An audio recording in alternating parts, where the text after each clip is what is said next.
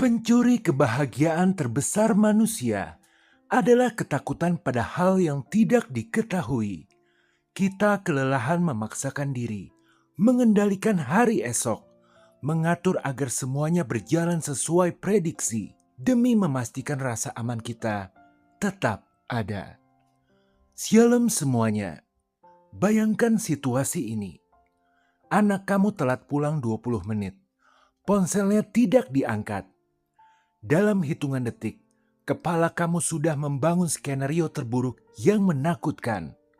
Padahal dia mungkin hanya kehabisan bensin di jalan. Atau saat kamu membuka aplikasi bank, kamu mengecek saldo, melihat angkanya, dan 3 detik kemudian, pikiran kamu sudah melompat jauh ke bulan depan, ke tahun depan, ke sebuah skenario kelam di mana semuanya tidak akan pernah cukup. Kita semua memikul beban berat yang sama, kecemasan akan hari esok. Demikian 2000 tahun yang lalu, di sebuah bukit di Galilea, ribuan orang duduk dengan kegelisahan yang sama persis. Mereka memikirkan makan apa besok, pakai apa besok, dan apakah hidup mereka akan baik-baik saja.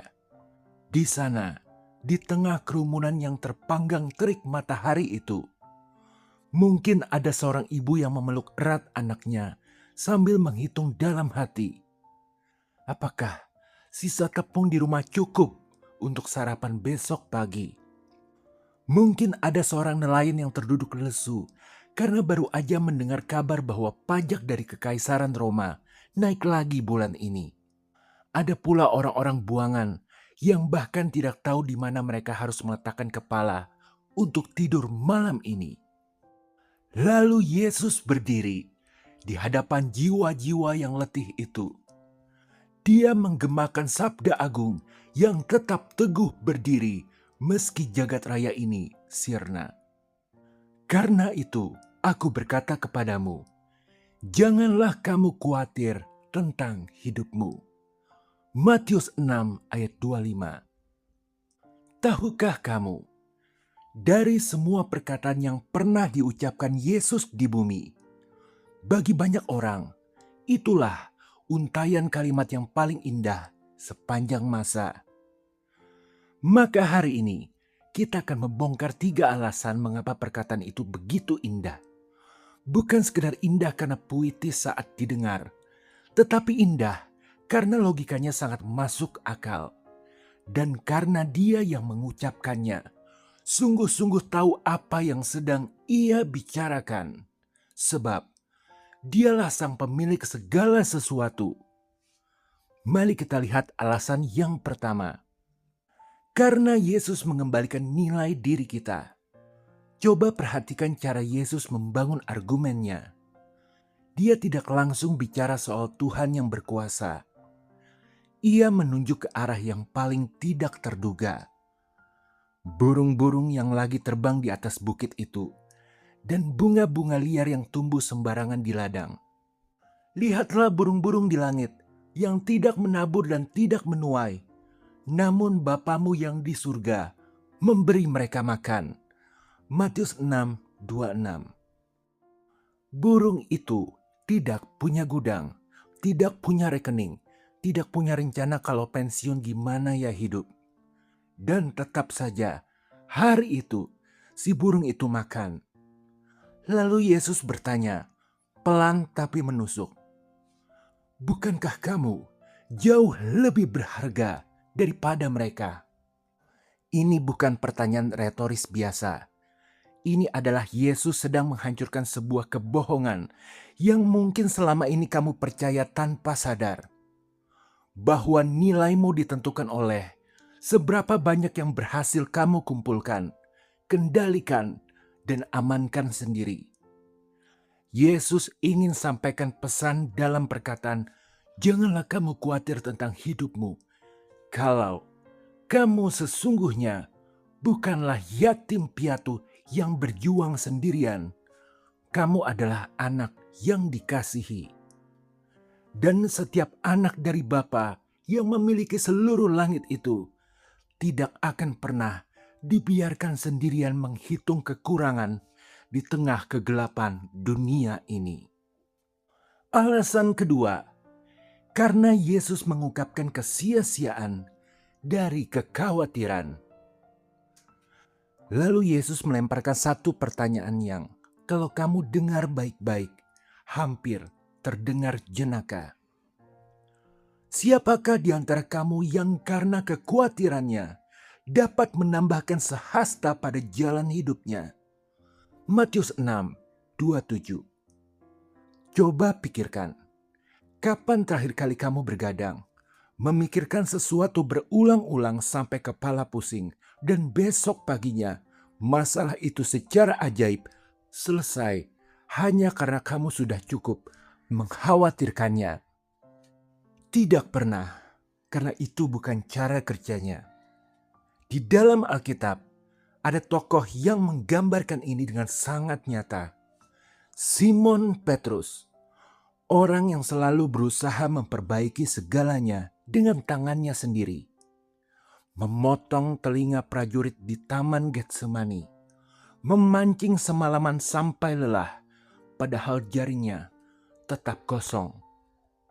Yesus lewat kalimat, "Janganlah kamu khawatir tentang hidupmu," sebenarnya sedang memberimu izin untuk sesuatu yang jarang kamu berani ambil. Izin untuk berhenti, izin untuk istirahat, izin untuk melepaskan kepalan tanganmu. Ingatlah, kekhawatiran bukan penyelamat. Ia cuma parasit yang sibuk, menghabiskan energimu sepanjang malam, tapi tidak pernah benar-benar menyelesaikan apa-apa. Alasan 3, karena Yesus memberikan izin untuk istirahat harian. Dan di ujung ajaran ini, Yesus menutup dengan satu kalimat yang menurut saya adalah salah satu bentuk kasih sayang terbesar dan salah satu paling konkret dalam seluruh Alkitab. Karena itu, janganlah kamu khawatir akan hari esok, karena hari besok mempunyai kesusahannya sendiri. Kesusahan sehari cukuplah untuk sehari. Matius 6 ayat 34. Perhatikan ini baik-baik. Yesus sedang membatasi tanggung jawabmu. Ia tidak menyuruhmu menyelesaikan 10 tahun ke depan hari ini. Ia tidak menyuruhmu tahu jawaban dari setiap kemungkinan terburuk yang mungkin terjadi. Melalui ucapan, "Janganlah kamu khawatir tentang hidupmu," Tuhan Yesus sedang mengajakmu untuk hidup dalam kotak 24 jam. Karena kasih karunia yang kamu butuhkan untuk hari esok akan datang besok. Tidak sedetik lebih cepat, tapi juga tidak pernah terlambat. Sampai di sini, mari kita berhenti sejenak. Sekarang, coba jujur pada diri sendiri. Jika kamu boleh menyebutkan satu hal saja, apa sih hal yang paling membuat kamu cemas akhir-akhir ini? Apakah tentang keuangan, tentang masa depan anak, kesehatan yang mulai menurun, atau soal rencana ke depannya mau ngapain yang masih gelap dan belum jelas bentuknya? Sebutkan dalam hati. Sekarang, dengar baik-baik kalimat Yesus tadi. Kamu jauh lebih berharga daripada burung-burung di udara. Maka pertanyaannya, apakah kebenaran dari ucapan itu bisa mengubah cara kamu melihat masalah yang barusan kamu sebutkan di dalam hati? Di dalam Alkitab, para murid Yesus menghadapi masalah yang nyata. Ini bukan kekhawatiran yang mengada-ada. Mereka benar-benar bisa kelaparan. Mereka benar-benar bisa ditangkap dan dibunuh. Tetapi luar biasanya, Yesus tetap berkata, "Jangan khawatir." Kenapa menurut kamu Yesus begitu berani berkata demikian di tengah badai realita yang sangat nyata? Besok pagi, Sebelum kamu meraih ponsel dan tanpa sadar tenggelam dalam pusaran notifikasi yang memicu cemas. Apa satu langkah kecil yang bisa kamu lakukan untuk, seperti kata Matius 6 ayat 33, mencari dahulu kerajaan Allah? Untuk mengerti hal ini, mari kita bayangkan dua sosok yang berdiri berdampingan. Simon Petrus di satu sisi dan Yesus di satu sisi yang lain. Petrus adalah manusia yang digerakkan oleh apa yang matanya lihat. Dia dikendalikan oleh rasa kurang dan ambisi untuk mengatur segala hal dengan kekuatannya sendiri. Sementara Yesus, dia bergerak dalam tuntunan roh, bersandar pada kedaulatan Bapa dan hidup dalam kepercayaan penuh. Mari kita bedah kontras di antara keduanya. Dari gestur tubuh, Simon Petrus adalah si pencemas.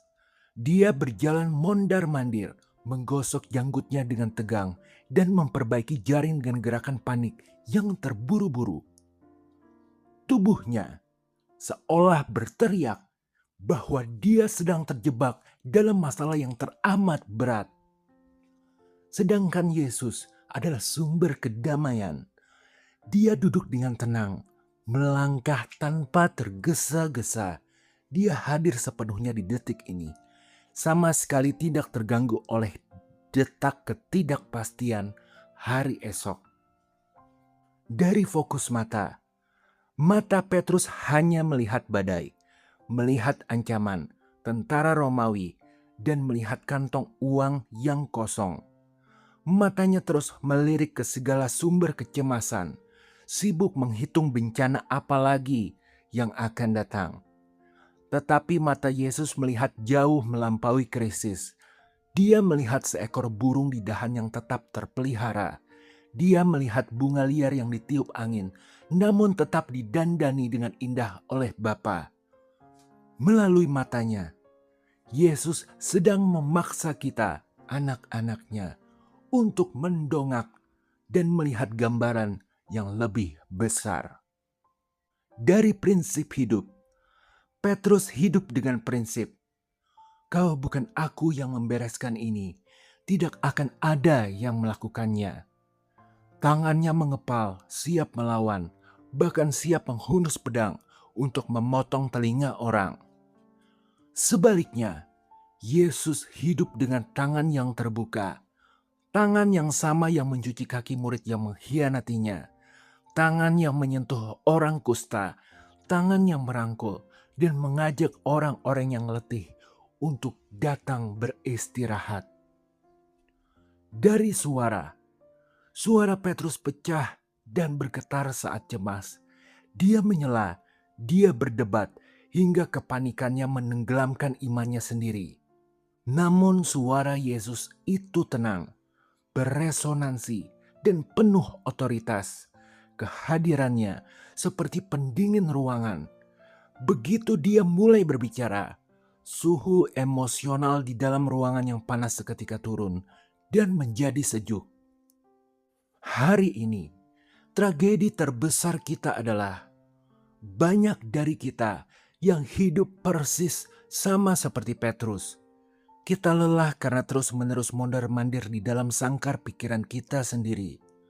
Padahal, pesan "janganlah kamu khawatir" dari khotbah di bukit itu sebenarnya sangat sederhana. Berhentilah hidup seperti yatim piatu rohani. Lihatlah tangan Yesus yang terbuka. Ingatlah bahwa Bapamu di surga sudah tahu persis apa yang kamu butuhkan, bahkan sebelum kamu melipat tangan dan memintanya. Sebelum kita masuk ke waktu doa, saya mau ajak kamu melakukan satu hal kecil bersama-sama. Perhatikan posturmu sekarang. Apakah bahumu tegang? Apakah raut wajahmu tampak sedih? Apakah pikiranmu masih mondar-mandir seperti Petrus di tepi danau itu? Sekarang, kepalkan tanganmu erat-erat. Sadari Ini adalah gambaran dari Petrus yang berusaha mengendalikan hidupnya sendiri, keuangannya, masa depannya, semuanya digenggam erat-erat dengan tangannya sendiri. Rasakan itu sebentar. Melelahkan bukan? Sekarang, perlahan, buka tanganmu. Letakkan di pangkuanmu, telapak menghadap ke atas. Ini adalah posisi Yesus. Ini adalah penyerahan diri. Ini adalah caramu berkata kepada Bapa, "Aku percayakan hari esokku kepadamu." Mari kita hembuskan kekhawatiran Petrus dan hirup kedamaian Yesus. Sebelum kita menutup hari ini, saya mau ajak kamu masuk ke satu momen sunyi. Bukan doa yang panjang dan penuh kata-kata rumit. Doa yang sederhana, doa yang jujur. Ikuti setiap kalimat ini dalam hatimu atau ucapkan pelan-pelan bersama saya. Mari kita berdoa. Bapa, aku datang kepadamu hari ini. Dengan tangan yang selama ini terkepal erat, aku membawa semua yang selama ini ku coba kendalikan sendirian. Aku mengaku, aku sudah lelah menjadi Petrus. Mondar-mandir menghitung ancaman yang belum tentu terjadi. Aku mengaku, kekhawatiranku tidak pernah menambah 1 jam pun pada hidupku.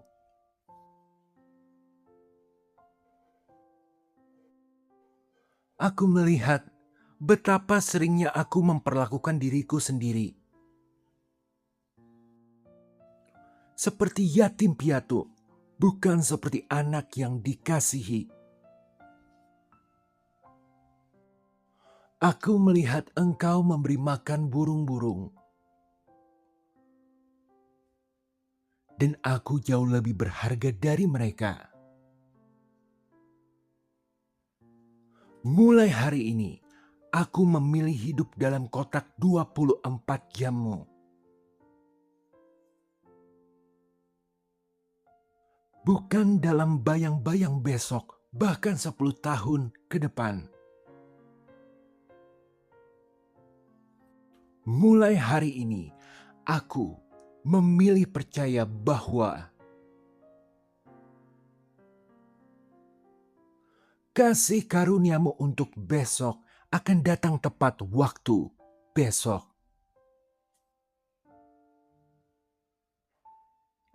Aku percaya kesusahan hari ini cukup untuk hari ini. Dan Engkau sudah menyediakan jalan untuk esok.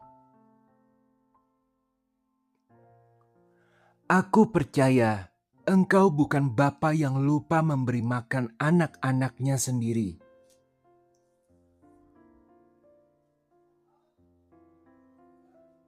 Ajak aku, ya Tuhan, untuk mencari dahulu kerajaan-Mu. Sebelum aku mencari jawaban dari kekhawatiranku sendiri. Ajak aku untuk mendongak melihat burung dan bunga bakung. Bukan menunduk menghitung kekurangan.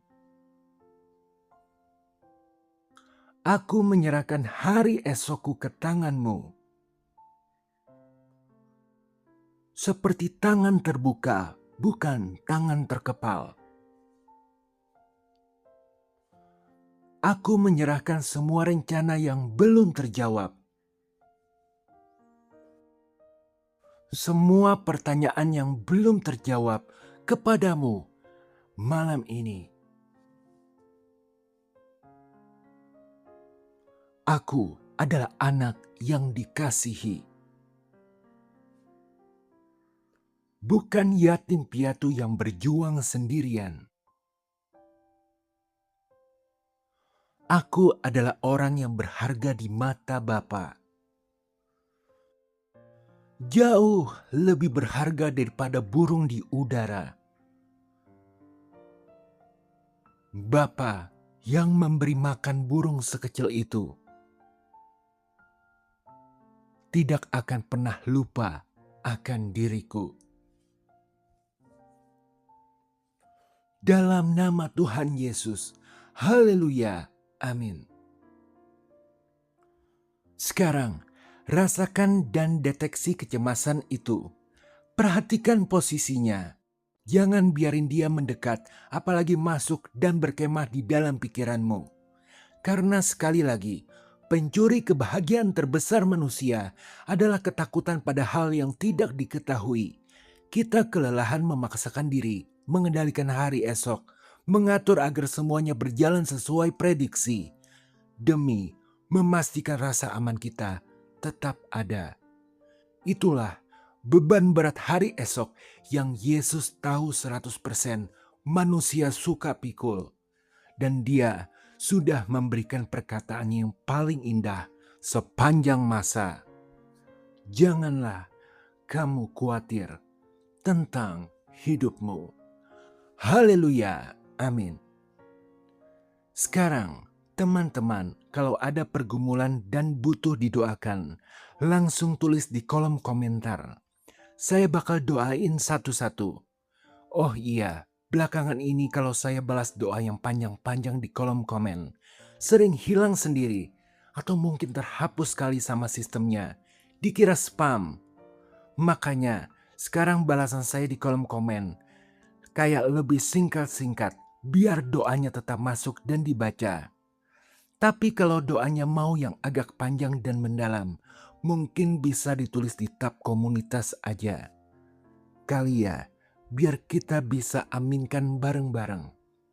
Akhirnya, Tuhan memberkati kita semua. Sampai jumpa di video berikutnya.